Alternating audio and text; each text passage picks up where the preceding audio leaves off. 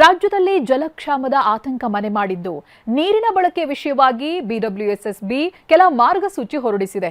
ಎಲ್ಲಾ ಕಟ್ಟಡಗಳಲ್ಲಿ ಏರೇಟರ್ ಅಂದ್ರೆ ಫ್ಲೋ ರಿಸ್ಟ್ರಿಕ್ಟರ್ ಅಳವಡಿಕೆ ಕಡ್ಡಾಯಗೊಳಿಸಿ ಆದೇಶವನ್ನ ಹೊರಡಿಸಿದೆ. ಈಜುಕೊಳಗಳಲ್ಲಿ ಕುಡಿಯುವಂತ ನೀರು ಬಳಸಬಾರದು. ವಾಹನ ತೊಳೆಯೋದು, ಕಟ್ಟಡ ನಿರ್ಮಾಣ ಕಾಮಗಾರಿಗಳು, ರಸ್ತೆ ಹಾಗೆ ಫುಟ್ಪಾತ್ ಸ್ವಚ್ಛತಾ ಕಾರ್ಯಗಳಿಗೆ ಕಡ್ಡಾಯವಾಗಿ ಸಂಸ್ಕರಿತ ನೀರನ್ನೇ ಬಳಸಬೇಕು ಅಂತ ಸೂಚನೆ ಕೊಟ್ಟಿದೆ. ಹಾಗೆ ವಿಧಾನಸೌಧದ ಕಚೇರಿ ಸಮಯ ಮುಗಿದ ಬಳಿಕ ಲೈಟ್, ಫ್ಯಾನ್, ಎಸಿ ಸೇರಿದಂತೆ ಎಲ್ಲಾ ವಿದ್ಯುತ್ ಉಪಕರಣಗಳನ್ನ ಕಡ್ಡಾಯವಾಗಿ ಬಂದ್ ಮಾಡಬೇಕು.